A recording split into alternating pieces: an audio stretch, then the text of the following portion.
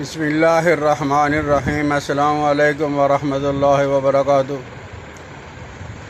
मेरे दोस्तों, फुलबेरी ये ऐसी बीमारी है कि इंसान के हुस्न को खाक के अंदर मिला देती है। तो इसका इलाज जो है वो गंदो का अमलासार है। इसमें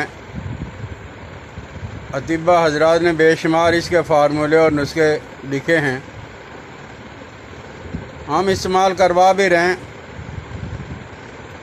लेकिन ये जो गंदक वाला मामला है,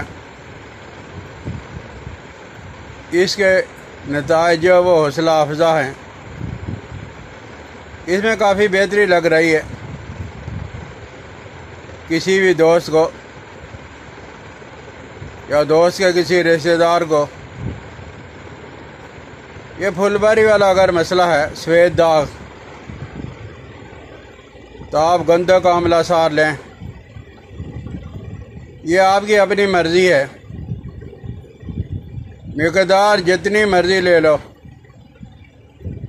छोटी से छोटी मिक़दार और बड़ी से बड़ी मिक़दार भी। तो आप गंदे का अमलासार को लेकर फ्राई पैन में, लोहे की कढ़ाई में,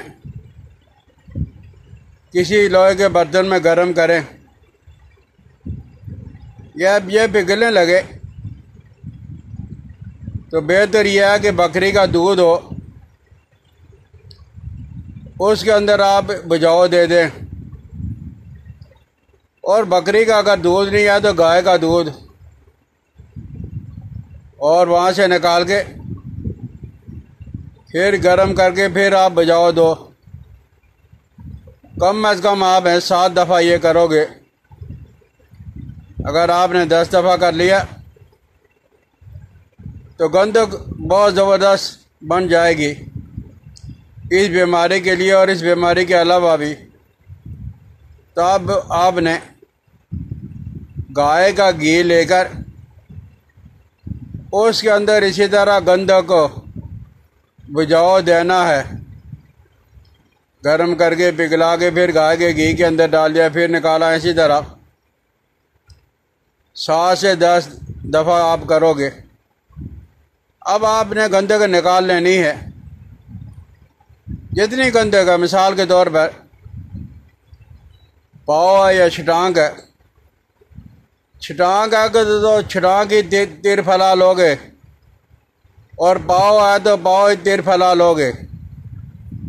तिर फैला, हलीला, बलीला, आमला, जिस पंसारी से कहोगे तिर फैला, वो आपको यही तीन चीज़ें पकड़ा देगा। तो आपने तिर फैला का, हलीला, बलीला, आमला को अंदर वाली गुठली निकाल के फेंक देनी है, और उसके बाहर जो छिलका है वो आपने इस्तेमाल करना है। जितनी गंदक है इतना तिर फैला है, दोनों को बारीक करके अच्छी तरह मिक्स करो। अब आप बहुत ज़्यादा मिक्स करोगे, लेकिन मिक्स आपने बापची के पानी के अंदर, बापची अगर ताज़ा मिलती है तो अभी आप बहुत अच्छा है। अगर नहीं मिलती तो खुश्क वाली लेकर पानी के अंदर उबाल के पानी ठंडा करके वो पानी इस्तेमाल करें। ये बापची का पानी है भाई, कमी ज़्यादा का कोई मसला नहीं है। बस अच्छी तरह जाए, ये चीज़ें खर्ल हो जाए, तिर फैला भी और गंदे का अमलासार भी। इतनी आपने बापची का पानी हासिल करना है। अब आपने इसको खर्ल करना बहुत अच्छी तरह, 3-4 दिन तो आपके लग ही जाएंगे। आप खर्ल करके आप इसे संभाल के रख लो।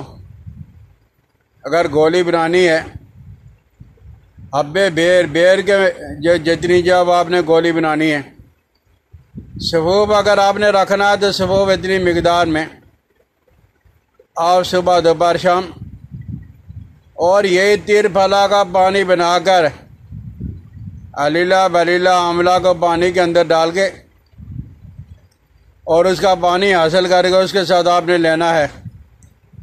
इंशाअल्लाह लजीज है। मेरे रब को अगर मंजूर हुआ, भाई महीने अगर बीमारी जब वो पुरानी है तो आपको वक्त काफ़ी लग जाएगा, लेकिन बीमारी जब वो कंट्रोल हो जाएगी, ख़त्म हो जाएगी।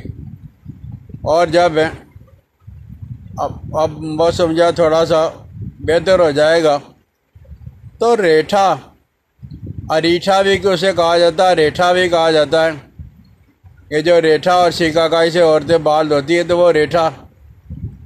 अब रेठा का छिलका ले लो तो वो छिलका बारीक पाउडर बनाकर, जैसे आटा होता है ऐसे, तो जहाँ फुलबारी के दाग हैं वहाँ पानी के अंदर है गाढ़ा सा लेप बना के और फुलबारी के दानों पे लगा के आप धूप में सुबह सुबह बैठ जाओ। कुछ दिनों के बाद तो धूप है ज़रा कम हो जाएगी, लेकिन आजकल है सुबह सुबह के वक्त आप बैठ सकते हो। तो 1 घंटा के लिए आप बैठ जाएं, या आप दोनों चीज़ें इस्तेमाल करोगे, गंदे को तिरफला के साथ और रेठा को लगाने के लिए, तो इंशाअल्लाह लजीज जब वो फुलबारी की बीमारी पे कंट्रोल किया जा सकता है। समझ आ जाए तो इसे ज़रूर इस्तेमाल करें। मुझे अपनी दुआ में याद रखना। अस्सलाम वालेकुम व रहमतुल्लाहि व बरकातहू।